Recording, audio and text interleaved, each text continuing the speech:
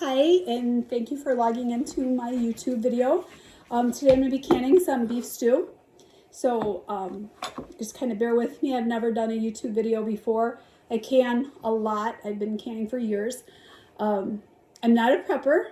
I don't prep. I like things that are easy to eat. I was in the military, and meals ready to eat in my house come in the form of a jar of stew. That's an MRE for me, a meal ready to eat. So it's convenient, it's easy. It's nice to be able to come home after you've worked all day and just open a jar or something and pour it on the stove and heat it up, and you're ready to go. You have a fresh, hot meal that's not full of a bunch of garbage from the store and preservatives, and it's all natural. So we're going to start with, I will show you, we're using quart jars. I have boiled my jars. I always wash and boil my jars. Some people just say that they put them in the oven, they heat them up, they do things like that. I don't do that. I don't run them through the dishwasher. I boil them because I want to know that I'm not going to lose a jar of anything and that the inside of my jar is sterile. Always make sure you have clean hands. That's important. I always wash my hands. I wash my hands obsessively. I was a correction officer for 22 years. I think that's kind of par for the course. That's a nasty place. So I'm an obsessive hand washer, and I'm obsessive sterilizer, especially when it comes to stuff like this, because you put a lot of time into cutting all of these things up, and losing one jar is heartbreaking. I mean, that's a lot of work to do. So I will show you the things that I have going. On the stove, I have a pot of water boiling, and we're going to add that water to the jar. Some people will say, can I use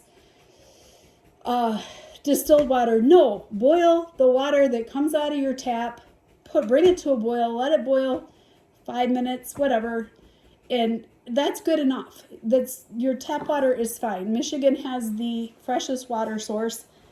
If you live in the city, I could see why you'd want to use bottled water because there's a lot of fluoride in the water, but out here we have well water, and we don't do that sort of thing. So let's start with what I have. This is my meat. You can see that I have it cut into about 1-inch cubes. This is a roast that was on sale. I bought 3 of them. It's a round bottom roast, or bottom round roast. I don't know how you say it. It's a cheap roast. And if I cook this, it's going to be really tough. But when you pressure can it, it's going to be really tender. And it doesn't matter how cheap the cut of meat is. It's going to come out tender and perfect every time. So we have our meat. I have cut up a whole bunch of celery and onion, carrots, garlic, and potatoes from my garden. So that's where we're going to start with for our base. I've already filled a few jars, but like I said, this is my first YouTube video. It's probably going to be really sucky because I'm not any good at this. I have no idea how to edit it. But people ask me about this all the time. They're always asking me to teach them to can. It's not an exact science. It is, but it isn't. You kind of get braver as you go along. So let's go ahead and get started. Typically I use canning salt. You don't want to use iodized salt when you do this because it makes it cloudy. But I've seen other people use bouillon. So today I'm going to try beef bouillon because I've never done it that way. And a lot of old-time canners do because it gives it just a little bit more flavor. So I'm going to start with 1 teaspoon of beef bouillon. And then I'm going to put in a tablespoon of my minced garlic. I typically don't measure. I'm only kind of doing this for the video because I'm not a measuring person. It's something I do by judgment, and because I've been doing it so long, I just don't measure. So to ask me how many carrots did I chop up, or how many potatoes, however many I wanted, that's the answer. I'm not going to give you an amount, cup, verbatim. I'm just going to tell you how much bouillon you should put in and how much garlic so you don't make it overbearing. So then I'm just going to drop some meat in here. And like I said, my hands are really clean. I just washed them. I'm going to pack that in the bottom. And I don't put an exact amount in. Again, like I said, I do not measure. I just put in however much I think I want in that jar. And then I am going to add some onion, a layer of onion. And I'm dropping some of it on the floor because, like I said, this is my first YouTube video. I kind of suck at the whole concept of, I don't know what you do to even edit. when I get started. I don't know how many people will watch this, but at least I can say to my friends who say, you know, will you please teach me how to do that? Go look at my YouTube video. It's on there. You can see. There's a lady whose channel I watch a lot. I think she's called the Rebel Canner. I don't know her exact link. She's amazing. She inspires me. If you want to know if something's FDA approved, in my kitchen, it's my rules. That's what she likes to say. It's kind of her catchphrase, and I really like it. I think she rocks. My kitchen, my rules. I know that I am going to pressure can this for the required amount of time. So then we have a layer of carrots. So we have our garlic, bouillon, meat, onion, celery, carrots.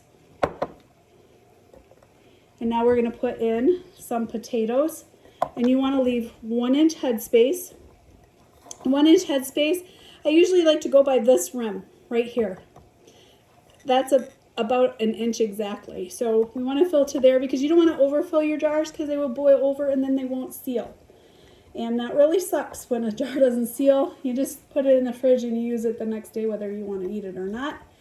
And then I just kind of pack this down tight because this is going to shrink up and you are going to lose some of the size of your vegetables and your meat in it. And that is done. And then I'm gonna move this so you can see what I'm doing here.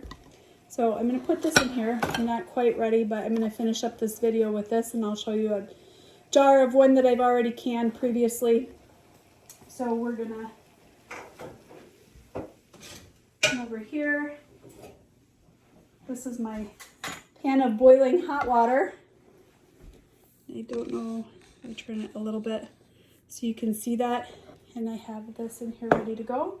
And I'm just gonna ladle that in until we get to 1 inch headspace. It's probably gonna be about two ladles full. That one wasn't quite full. Like I said, after you've done this for a long time, you kind of get the feel of it. Some people stick things in their jars to get the air bubbles out. I'm not that person. I just kind of tap my jars a little bit. And you can see the air bubbles are floating up. And then we're going to wipe the rim with some vinegar on paper towel.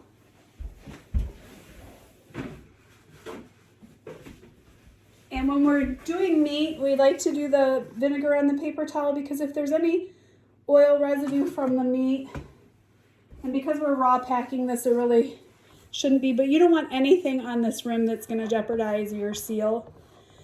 And you're not going to get every air bubble out of there. I've been canning for a long time, and you're just not.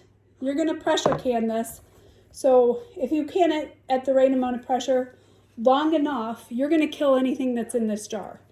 So like I said, I just kind of tap a little bit, and you'll see the bubbles come up. And when I look at it and it looks like it's good, which it looks great, then I'm going to put a lid on it.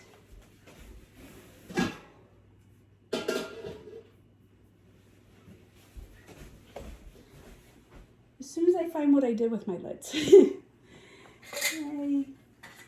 thought that I put them in the hot water, but I guess maybe I thought wrong.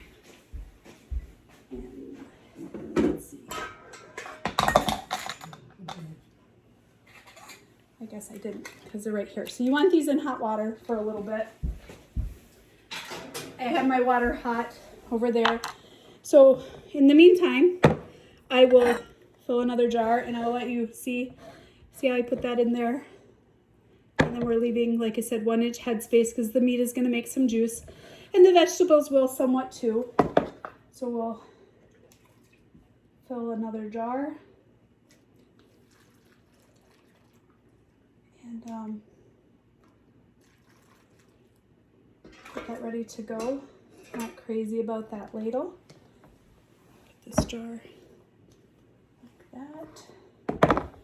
I'm gonna take our, wipe our rim really good, just like that. And there's jar number 2. And like I said, I don't measure. This one has a little bit more meat. I'm not a measuring person. I guess that's the way I was taught to cook by my grandma and my mother. and it's just the way that I cook. Hey, recently when my mother passed away, my sister and I were looking for her recipes and realized that our mother didn't have recipes. She knew all of her recipes by heart. So, that one was a little bit full. So, I decided, because I was really sick with COVID last year, and you'll notice that in my voice, I almost died, and I'm not going to go into details on that. It was pretty rough go. I'm pretty lucky to be alive. I had the full COVID experience, complete with pulmonary embolisms, and I survived it. I caught it at the prison that I work in. I've been a correction officer for 22 years, and we were full of it. Unfortunately, it was career ending for me. I can no longer run because I have a lot of scarring. So now I just kind of like to watch my grandbabies and can shit. So there's our first 3 jars. Rims are wiped, ready to go, and we'll get some lids on them.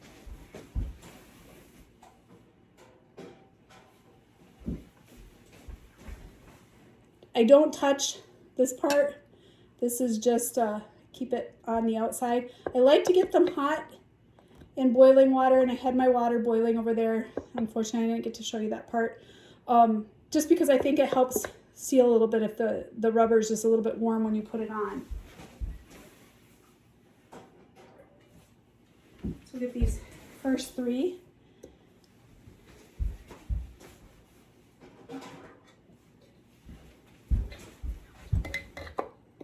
And there. Now we're going to put these on what's called fingertip tight. Now you see I'm not doing this. This is fingertip. So that's fingertip tight. It's not too tight. If you put them on too tight, you will crimp your lid. So you want it to have just tight. So I just, like I said, just use your fingertips, turn it, and do your next one. And because these are quart jars, I don't remember if I said this or not, but like I said, this is gonna suck because it's my first video and I'm only doing this to help out some of my friends who constantly bug me to teach them to do this. We're gonna do quart jars for 90 minutes. And the elevation for where I live in the Upper Peninsula of Michigan, I'm a Yooper, not born and bred, but I think I've been here long enough to be considered what they call a Yooper up here. A Yooper is someone who is born in the UP, the Upper Peninsula of Michigan, or someone who's been here for a really long time, and I've been here since I got pregnant with my son. I came here, and he's now 33. He'll be 34 in January, so I think that technically makes me a Yooper because I've been here this long now. But if you're born below the Mackinac Bridge, they call you a troll. So I guess I'm a born troll, but I'm a Yooper now because I've been here a long time. So that's it. We have this ready to go. We're going to put it in the canner, and I'm going to pressure can this for 90 minutes at 11 pounds of pressure. And when it comes out, I'll show you one of my finished products right here. It is going to look like this. It is not as pretty as this, and you got to expect that because this is cooked inside here.